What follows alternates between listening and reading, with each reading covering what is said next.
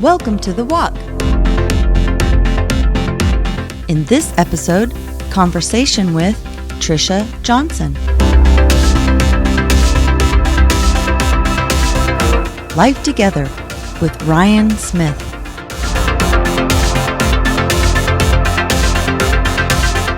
This is the podcast for June 3rd, 2021.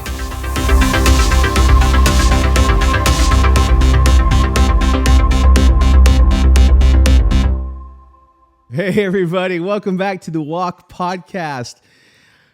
It's nice to be here. I hope that you are having a great morning. We've had an adventurous morning here, but we're glad that you're watching or listening in. Hey, and let me right off the bat ask you, if you have not already, would you please subscribe?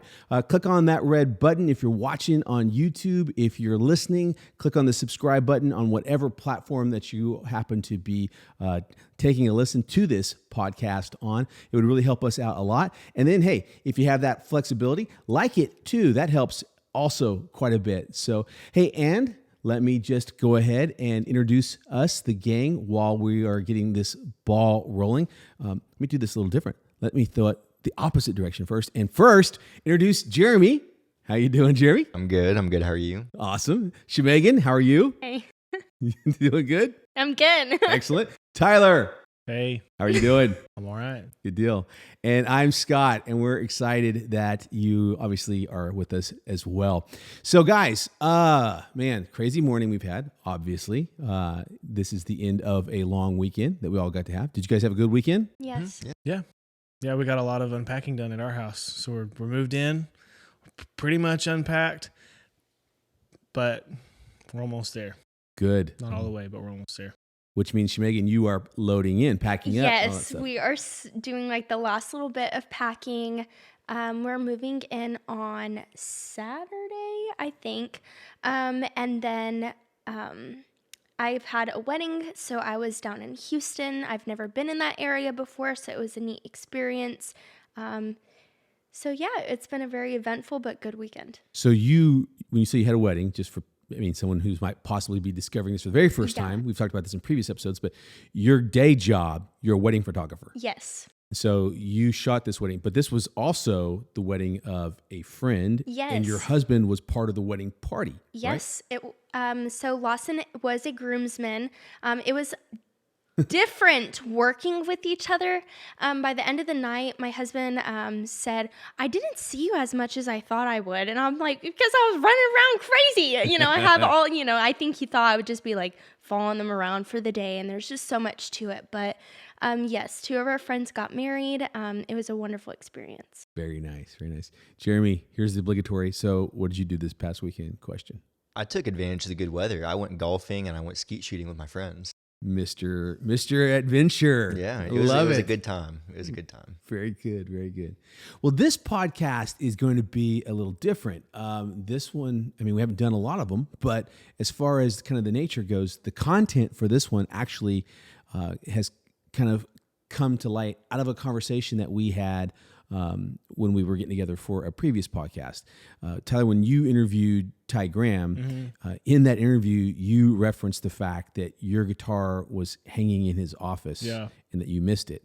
And it ended up being off camera, but we all asked, why was your guitar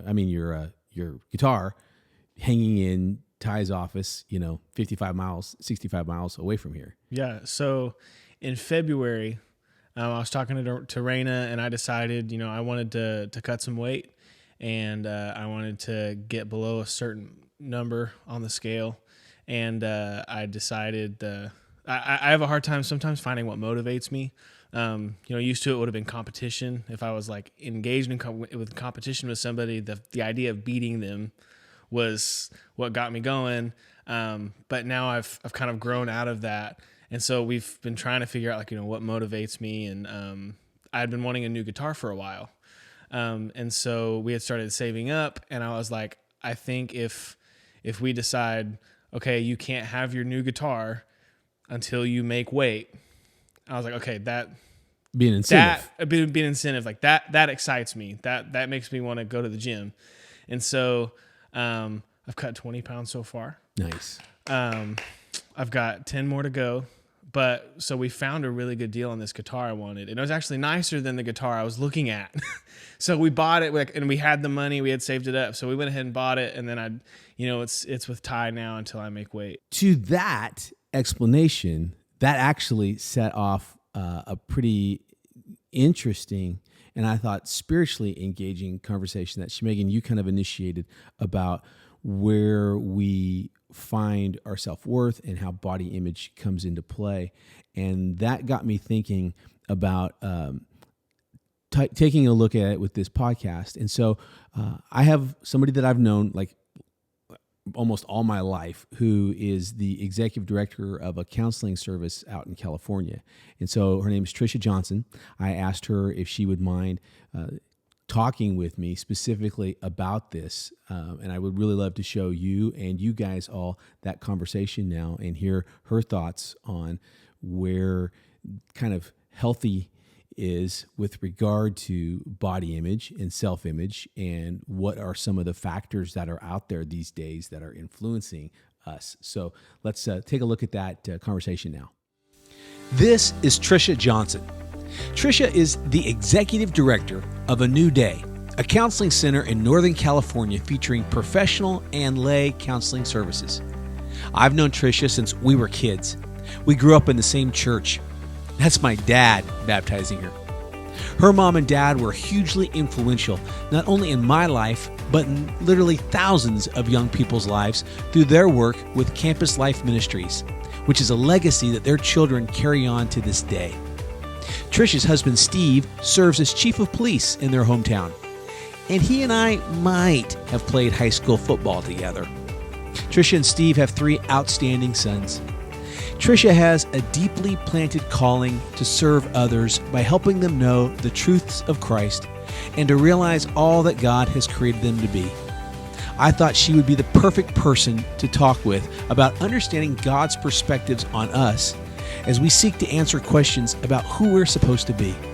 This is Tricia Johnson. I am really excited to be talking with a friend of mine from way back in the day. Tricia, I think, I know I was 10. I think you were 8 when we first met. Is that sound right? 7. Yeah, 7. Mm-hmm. We're a little older now, but Yeah. yes.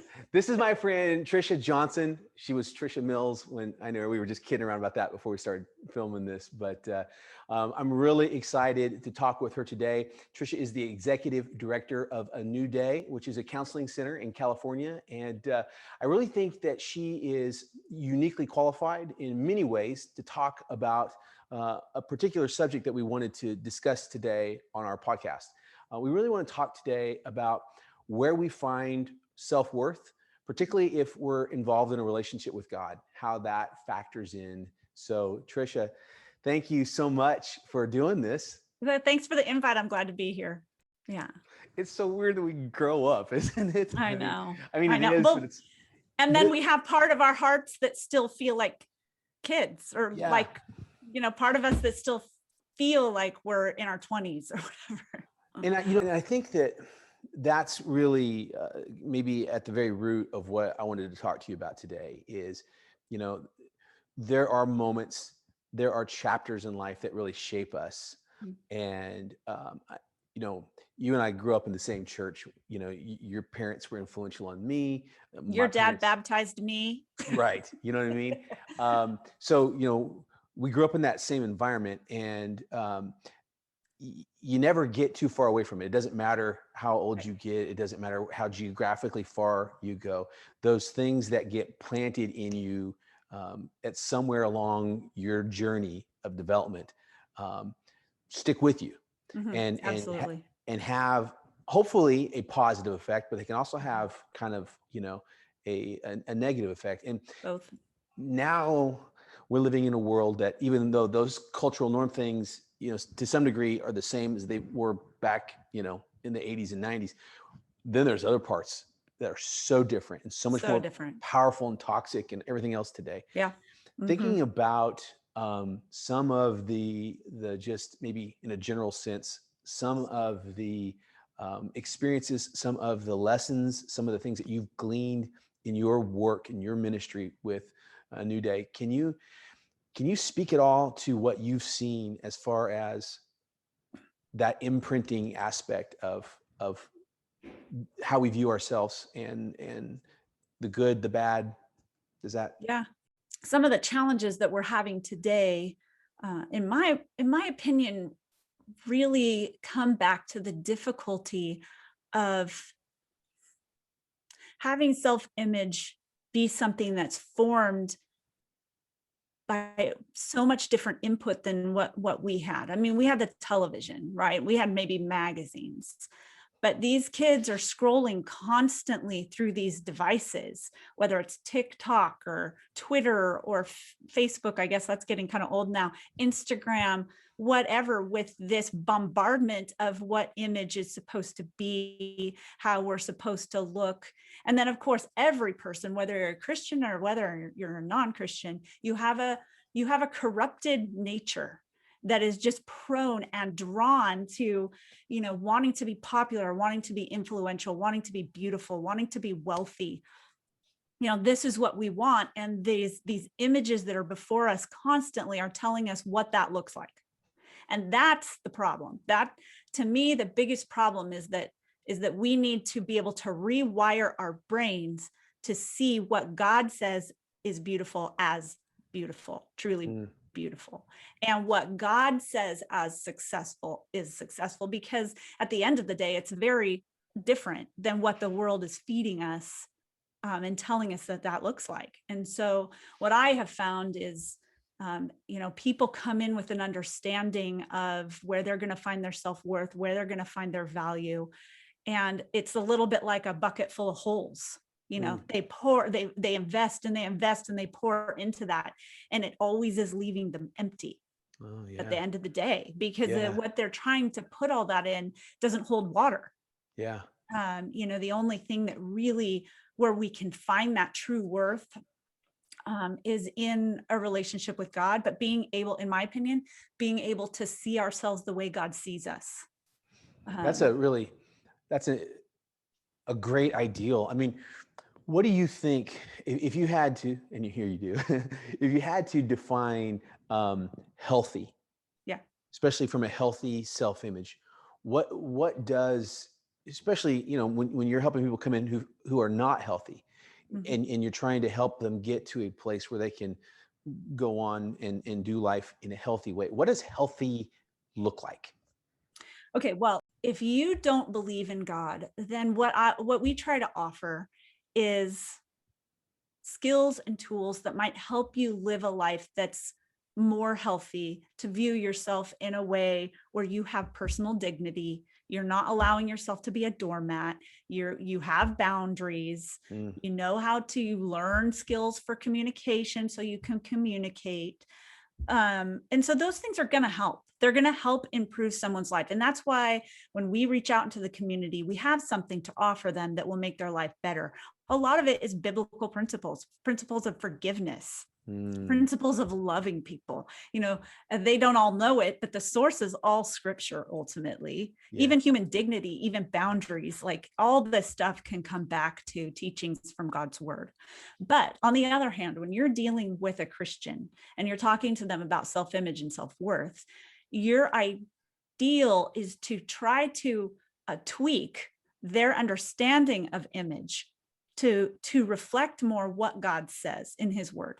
In fact, I mean, this sounds dumb because this is something I came up with when I was in junior high school, but I always said I replace God with self in self-esteem. So the way we can understand it is that it's actually God esteem. Psalm 139, he crafted us in our mother's wombs. We're fearfully and wonderfully made. That my hair color, why is my hair this color? Why do I have straight hair when everybody else has curly hair, and curly hair is beautiful?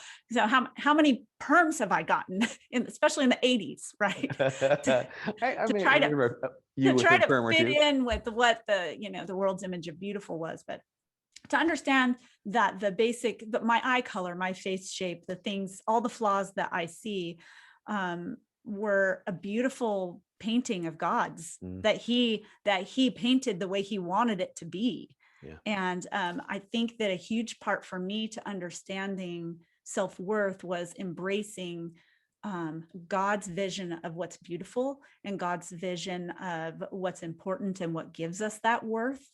I mean, if you believe in God, then you believe that he made you and that he created you. And when we study the word where it says he knows the number of the hairs on our head, that's a very personal care. I mean, because that's changing every second for me. I don't know about you, but I'm losing hair all the time. He's got to have a running number in his brain. Yes. I mean, but the illustration there, just that he cares for us that deeply and that intimately, that he crafted us, that he made us and formed us, and that he is invested in our growth and in our development. This is the Bible's message. Yeah. That he has a purpose for our life. I mean, half the people out there just want to know why they're here. They want to have some purpose, some value, and they're running after it in all these ways that don't fill the void that they feel. I think, I think therein lies a healthy self-esteem, being able to view ourselves the way that God views us. So, I mean, obviously, the basis of what we're doing with this podcast is trying to give what you're doing, give people the tools to have that healthy walk with Christ through life. Maybe from a place of experience and even personal perspective, what would you say? I mean, we all have an answer for this, but what would you say is the difference between having that healthy view of I have worth because what God thinks about me, as opposed to I'm trying to meet up to some cultural, maybe even an impossible bar that culture is throwing at me? What's the benefit, or what does that look like to you? Gosh, one word that just came to mind for me is rest. Oh, yeah. Like, I just feel like when we are striving for something that's a little unachievable, we're just constantly striving for it. And it's that next thing that we have to attain. We have to attain. And, I just don't, it's like a treadmill. I don't know that we ever really get there. But I feel like when I can embrace something that, a beauty that I think transcends my effort and whatever, I guess I just feel that there's so much sort of rest in that I don't have to be running after something. And maybe that comes down to an ability to be content, an ability to just, I mean, imagine if the world, individuals in the world could just be okay with who they are. I mean, not that we're not always trying to self-improve, but not to feel like you have to constantly earn someone's affections. I mean, I look at, in marriages that are struggling and self-esteem, I think, plays ultimately into all those things, marriages, friendships, what kind of an employee we are, what kind of a mother we are, what kind of a, if we're okay with who we are and we're at peace with who we are and we can rest in who we are, then we're going to interact with all those other relationships in a healthy way. Yeah. People call a new day because they're struggling, but that struggle, the catalyst of that struggle is usually like, okay, my marriage is really in trouble. Or we have parents calling right now with this pandemic stuff. I can't get my kids out of bed. My kids never want to go anywhere. They just want to stay home. They have totally overwhelming social anxiety now. All these things ultimately, I do think, come back to what is our vision of ourself, and because that relates to every relationship that we have. Yeah, that's powerful. I hadn't even thought about that, but I mean, you're right. I mean, what a taxing, huge weight that you have to carry if you're trying to play that game. Yeah, there was a children's book I used to read to my kids, and I so wish that I remembered the name. The name that's coming to my brain right now is Punchinello, but I actually don't know that that's what I think it is, that actually. But anyway, that's a story about this girl this little town, and they all have dots, and they're sticking dots on each other, and it's all their gauges of each other. And there's like this one girl in the town that has no dots, and she doesn't care. And it's kind of like, why doesn't she have dots? And why doesn't she care that she doesn't have dots? And then in the book, it's because she goes up and she sits with the maker every day, and the maker tells her, what he tells her about her worth and what's valuable. So she doesn't care about the dots anymore. It's such a beautiful illustration of how we are. We want to gauge each other, and then we feel that we're subject to this way of defining what's successful and everything else. And there is an ability, as the closer we get to Christ and the more we understand how he sees us and what our true worth is and what our value is all of a sudden, you're able to cast off a little bit all this stuff that the world is telling you is beauty and is success. And you're able in a crazy sense to sort of rise above it. And not be so bogged down in it. And I think it's a lifelong battle and it's a lifelong journey, but the answer is in spending that time with the Father, with the one who made you, with the one who created you to be the way that you are and sees you as beautiful. The more time you spend with him, the more the standards of the world are going to start to fall off. Yes. Okay, so the quick and easy answer is spend more time with the Lord. Right. But when we get broken, obviously there's nothing easy about that. That's a process. And Yes. we would never be glib and say, come on, just do it. Yeah, I know. So let's talk about tools at this point. Perfect. Which obviously this is where your ministry practitioner aspect comes into play. Can you, and I don't think there's as much a stigma today as there was maybe 10 years ago. We're trying to change it. But we still need to acknowledge that. Pushing through, counseling itself is such I've gone to counselors. It's such a gift, right? When you get past that, what are people going to think if I reach out for help? But mental health is everything, so can you give us some, everything from, going to see a counselor to, maybe something really like a first step, practical kind of stuff. What are tools that we can do to? Yeah. Well, there is no health without mental health. And hopefully we'll learn that from this pandemic, so it is important. If we just want to be healthy people, we cannot neglect our mental health. And the other thing is that God designed us to be people in community. All right. So we were never meant to be solo ships out on the sea trying to navigate and traverse. These are difficult waters. They are difficult waters that we're trying to traverse. And, the road is rocky, it's bumpy. And we do not serve a God who's a snowplow parent.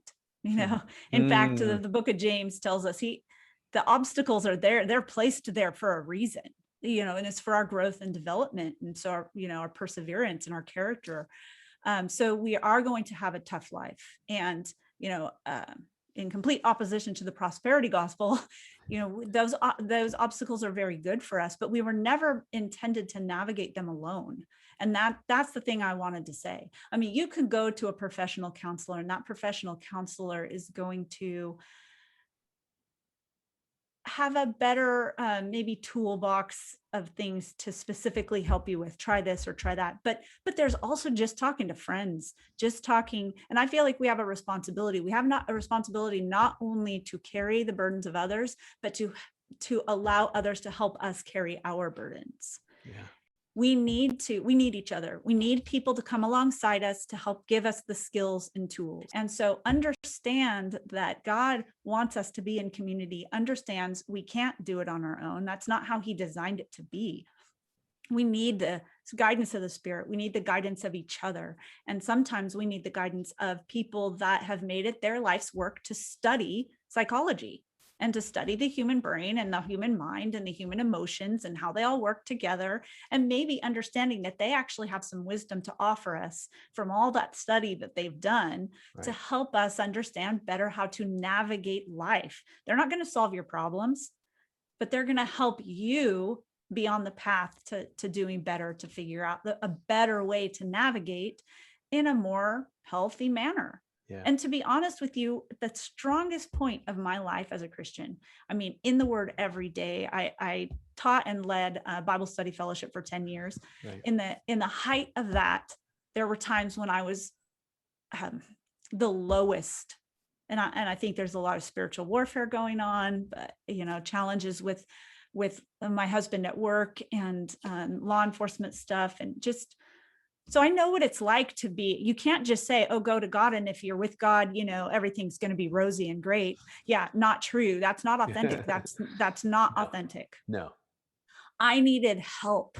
I needed help navigating really deep and difficult waters right in the middle of when I was the closest to God that I've ever been. And that's normal. Yeah. That's and normal. It wasn't just go away and pray and you'll be fine. No. I needed community. I needed brothers and sisters around me, praying for me. I needed to talk to people that understood more about the human psyche and what I was going through, and that could help me navigate that. Listening to music was helpful. Good. What are you putting in your brain as far as music goes? And is it uplifting? Is it encouraging you? We have an enemy. We have an enemy that prowls around like a roaring lion, right, seeking to destroy, to devour, to harm us. And so, what do we do to get his voices out of our head? Listening to music. I had times when I was just sobbing at the lowest low, and it's like, I just need to call somebody. I need to call somebody right now and just talk, because that's what he wants to do. Is he wants to create this spiral where we just go down and down and down the dark hole. Yeah. And the best way he can accomplish that is loneliness. So one of the best things with counseling is just knowing that there's someone there to talk to, someone you can call. But I just don't want to say it always has to be a professional. We need to be doing this for each other and the family of God as well. That's awesome. Well, Tricia, thank you, man. This has been great. This has been so great. I appreciate this very much. Just so much wisdom that I gleaned out of that, but I'm really curious what you guys thought about it. Well, the whole thing I was thinking the entire time was just the importance of mind, body, and soul. I think a lot of times people underestimate how well those three are connected. And so, like, if you just sit inside in a dark room and don't do anything, I mean, that's going to wear on your mental health. It's proven that when you go to the gym, your brain releases dopamine, and it helps in your mental state. And so I think a lot of times you just kind of have to keep that into account. Yeah, remember that. And like in the Bible, it says to treat your body as a temple, to take care of it. And I think a lot of times people don't really think of the why of why Jesus said that. And I think that's why, everything's connected so thoroughly, but you don't think of that throughout your normal day. You just live your life and kind of in terms neglect certain aspects of your well-being, your health. Yeah, no, that's good. That's really solid. Megan, I know you've thought a lot about this subject matter. I have. Everything she said is my powerhouse. That is something that I believe wholeheartedly. It's not something that just came to me all at once. It's not something that I came up with by myself. It was something that I felt at the time a million losses. It wasn't just one loss that I felt. And at the very end of it, I also think that comparing yourself to others is a thief. It's a thief of joy. Yeah. It's a thief of beauty. It's a thief of hope. And there's so many different things that we allow. We allow our comparison to other people, and we are casting judgment on ourselves. And I don't think that other people realize that the judgment you're giving in comparison to other people is something that holds power over yourself. And it's something that I've went through a lot of my life, especially in college. And so I just think that she spoke directly to my soul. And I hope that other women, other men, other students can also relate to it, because so many of us allow comparison to be the thief of joy. Absolutely. So in my weight loss journey, I've kind of hit a plateau the last few weeks. Part of that's just been, busy life, moving. It's hasn't been the easiest thing getting to the gym, while I'm moving and everything. But also, I've still been trying to live a healthy lifestyle. Just in that, that's what we're called to do. Like Jeremy was saying, God tells us that we're supposed to take care of our bodies. We're supposed to take care of our minds. And even though I haven't been losing weight, I haven't been disappointed in myself because I've been trying to be conscious about making healthy decisions.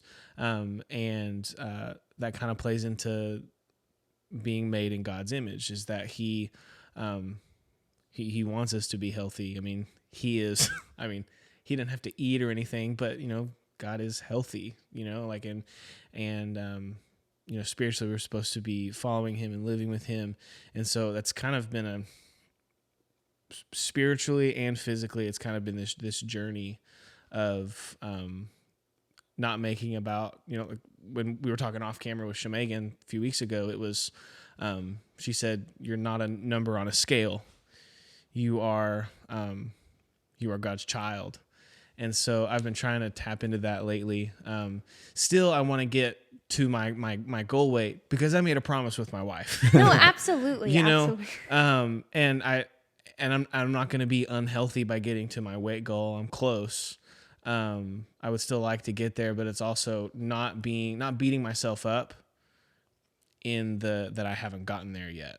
And I think that goes back to the healthy aspect of things, where what you're doing is, and it's like I was asking her, where do you draw that line between it being a healthy exercise and an unhealthy approach to life?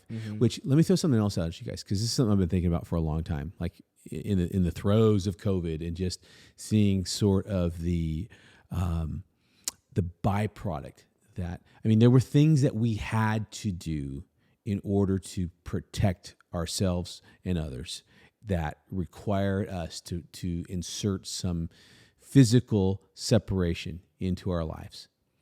And just as a normal byproduct of that, I think there also came this sense of relational and emotional separation that began to happen. She talked about the aspect of spiritual warfare. So I just wonder, she's right. You talked about Shemagan, the competitive thing and the judging of ourselves becomes kind of, how the judging of others and stuff. The diabolical nature of all of this, that there is this destruction of community that happens. And if we're created in the image of God, what we should be doing is looking at ourselves and saying, okay, I've got worth because God says I have worth, right? And Yes. we look at God from a worship context and say, well, gosh, there isn't anything more beautiful than God, and he has created me and you in his image, right? So we should have that. But instead, it's starting to look at itself and saying, oh, I don't like this about myself. I don't like that about myself, which then it starts being, well, I don't like this about them, or this particular Yes. aspect of this person or that person. I don't like the way they look. I don't like that. It's this destruction of that original picture that we're supposed to have. And it destroys community. It destroys that sense of togetherness that is the best part of Christianity. I'm just wondering, that's kind of, I've sort of thought through all that. Have you guys ever thought about how self-worth can ultimately become kind of selfish and destructive towards community? Absolutely. Shemagan? I know that there's a lot of people who believe that social media has been not a good thing. And I will be the first one to say that I use social media every single day. And the reason why is because in a world of bad, you can be a light. There can be positivity to offset negativity. And no matter what, there's always going to be a group of people. There's going to be rotten apples. There's going to be people who want to see other people down, and you have to build other people up. And I have decided part of my journey, a part of my mission from God, is to build community through social media. Not just social media, because if you're sitting here in front of me, I will treat you the same way that I do on social media, not just behind a screen. But I will also be the first one to say that it can be hard. it can be hard to see someone on social media or use apps to change yourself because you aren't comfortable with the worth that you have already. And it is so easy. It is so easy to look in a mirror and say, well, this person I follow on social media doesn't have cellulite. This person on social media doesn't have acne. But the thing is we're human. We are made in the image of God, but it doesn't mean we are God. We are human. We all have flaws. Just because you might have cellulite or acne or crooked teeth or all of the above does not mean that you're any less than someone who is visibly perfect sitting right next to you, because they might be fighting battles or internal flaws that you can't see to the naked eye. You're right.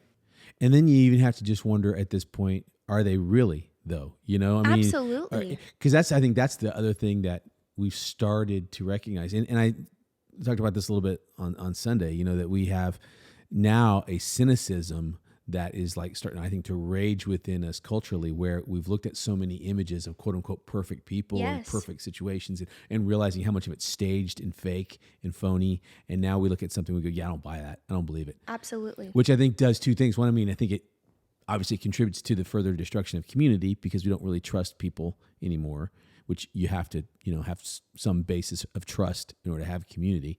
But then it also, I think we look at it from our own perspective and go, well, what's the point?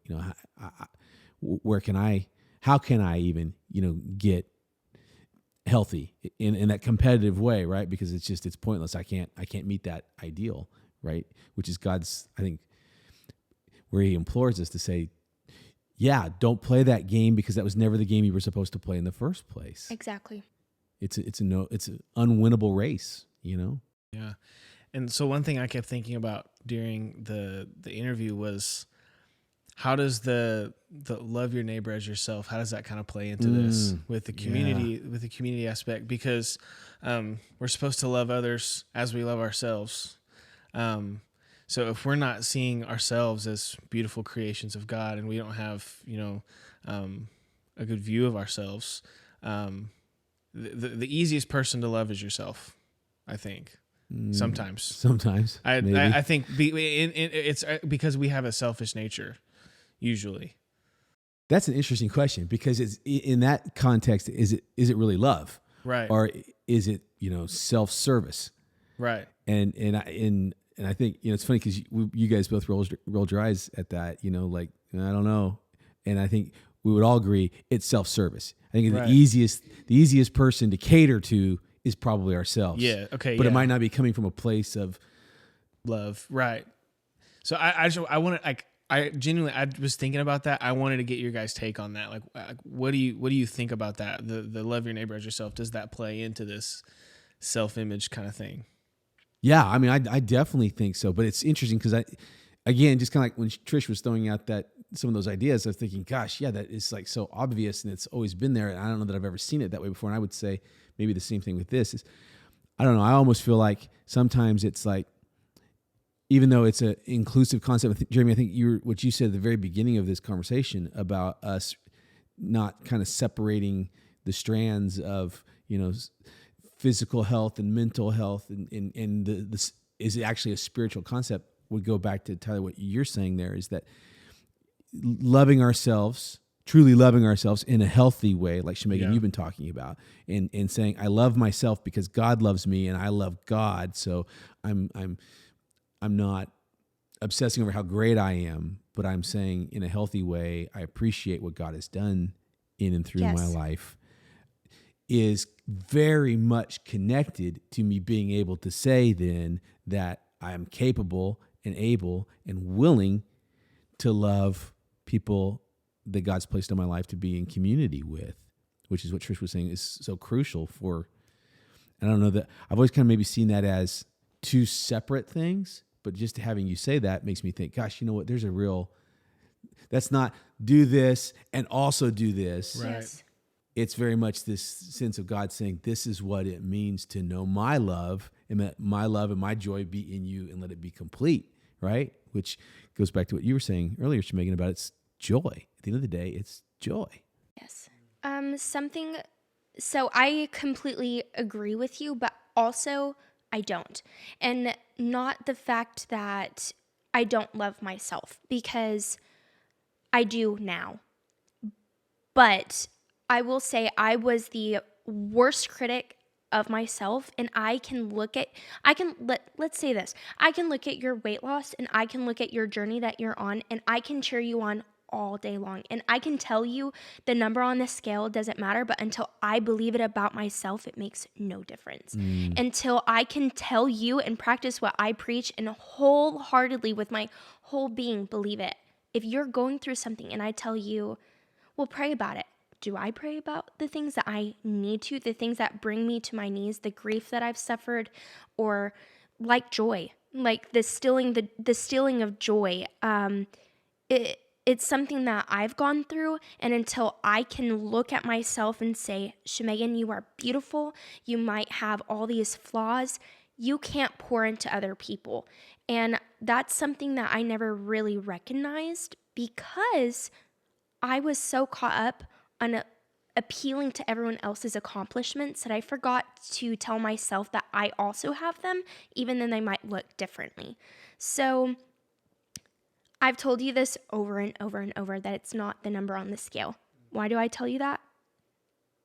It's something I have to tell myself. It's something that I've realized that when I was in college, I let social media be a negative thing for me, and that was my choice. That was something that I could have stopped, but I obsessed over it, completely, genuinely obsessed over it. And so I had a friend on social media. I friended them, and I was always in awe of their fitness. I was always in awe. How do they have abs like that? We eat the same things. I probably eat cleaner, and I still don't look like that. And so I started having a bad relationship with food. So I was on the path of like an eating disorder, because I was so obsessed with society's standard of beauty that I forgot to recognize that God's standard of beauty is far greater. The, health standard of treating your body with care, treating your mind with care. I completely disregarded it. I was like, if I don't have abs like that, if I don't fit in a size 0, I'm not worthy. And that's something that I know a lot of women, and also I don't think it's as talked about as men. Why? I don't know. And I just feel like it's a human nature to do this. It's not like one gender over another. And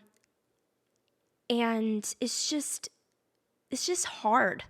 Well, and I even think, and I know you didn't mean it this way, or maybe you did, but you said, I have flaws. And we only say that when we think, okay, according to maybe the cultural norm view, I have flaws, which is what I think was so crucial about what Tricia said, that I think God is saying to us, is to be able to look at it and go, well, if God made me with intentionality, then God said the thing that the world would say, you brought up cellulite. That's if I've got cellulite, I have a flaw. God would say, why?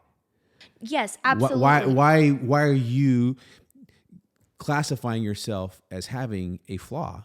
And I guess that gets back to why it's so important that this goes back to what you were saying, Jeremy, I think, is why it's so important that we get back to saying that Jesus is the center of everything. Because if he is, and we say, okay, you're my Lord, right? You're my leader, then ultimately I'm saying I will accept and respect what you say, not just about, what I'm supposed to, think and do on Sunday mornings, but just how I even look at my life and what I see in the mirror.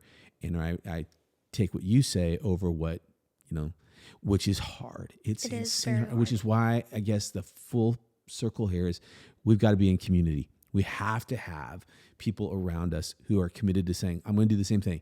You do it, I'll do it, you do it, you do it. And if we all do it and God's empowering us, then we can hold each other to that idea. If we start slipping back into saying, oh, I've got flaws, or, oh, I think I should be this, or, oh, I think I should be that. And I'm not going to be happy until that we can say, hey, no, remember, this is about what God thinks. And God loves us just as we are. Well, that's a good jumping off point to talk about. Obviously community is one of the ways that God builds our faith. And one of the things that we've been doing with this podcast is, trying to remind us of how good and important community is. And, another person in our community is Ryan Smith.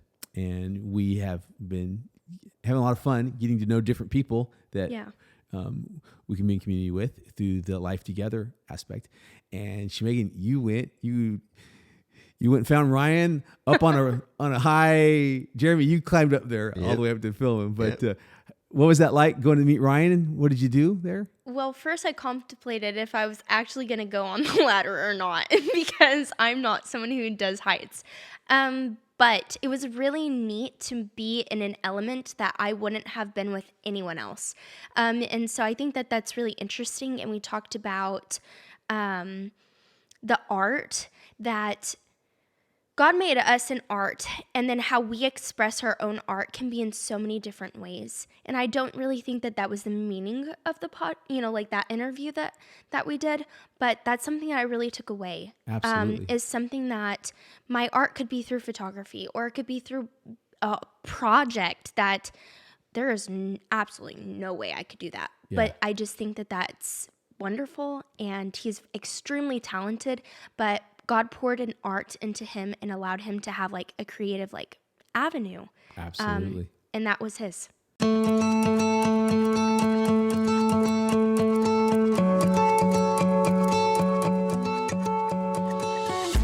Today I'm going to visit with Ryan Smith and see what he does day to day with his construction company, Ryan Smith Construction. So how did you get started with your own company? So I've kind of always grown up around construction, things like that. My dad, when I was young, we were building our own house. What training, is it all like self-taught that you've done? Because I know like, I would say that this is more of like an art as well as a passion. I actually love that you said art, because a lot of what I feel like I do is art.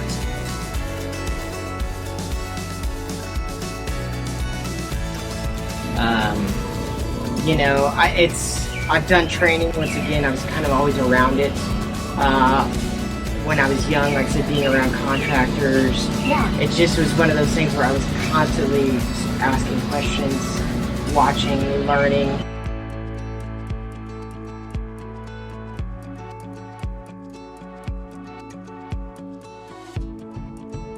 How are you connecting to Jesus on like the times that you are at work and then also not at work? Yes.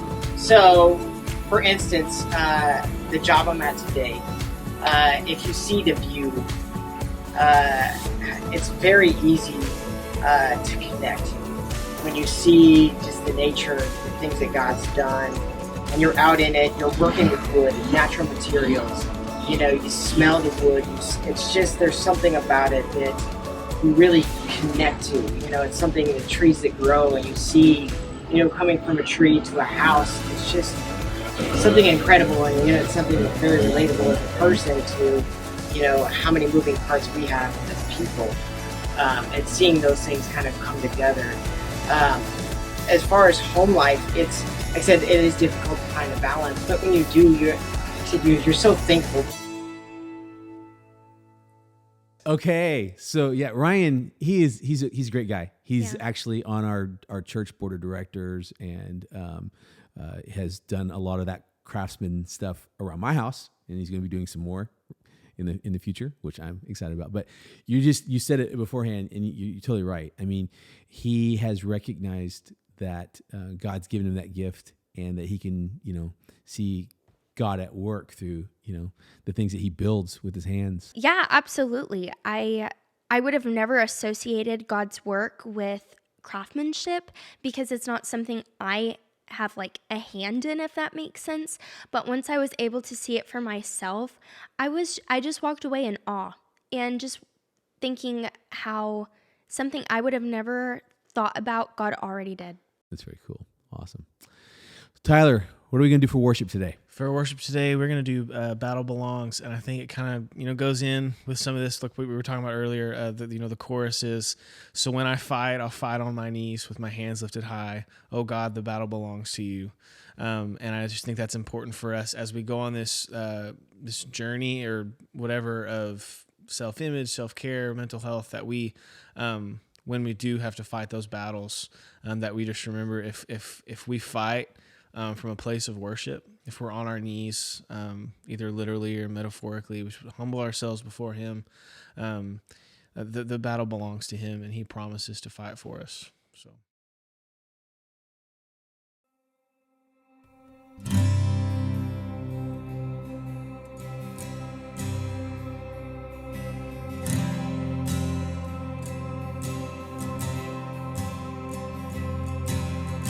When all I see is a battle, you see my victory.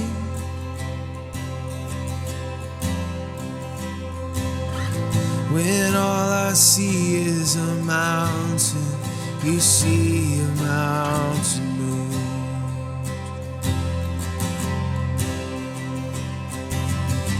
And as I walk through the shadow, your love surrounds me.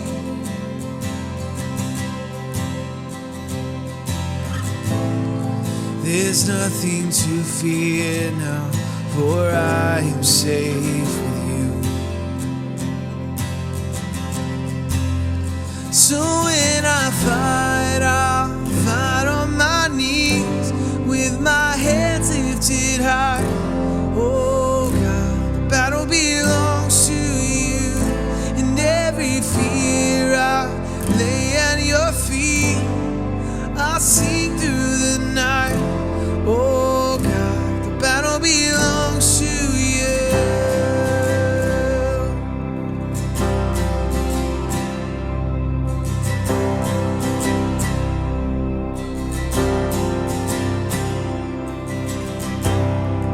And if you are for me, who can be against me?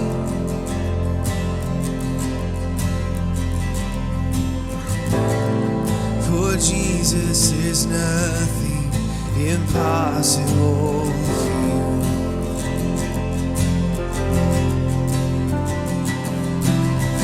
When all I see are the ashes, you see the beauty.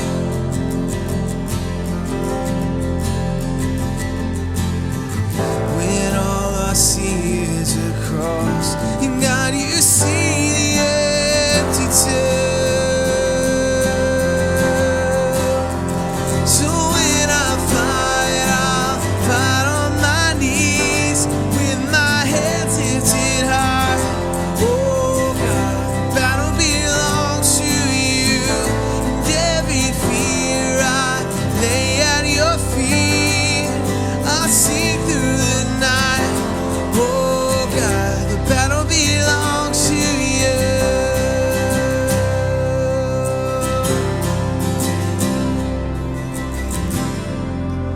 Almighty fortress, you go before us. Nothing can stand against the power of our God. You shine in the shadows, you win every battle. Nothing can stand against the power of our God. An almighty fortress, you go before us. Nothing can stand against the power of our God. You shine in the shadows.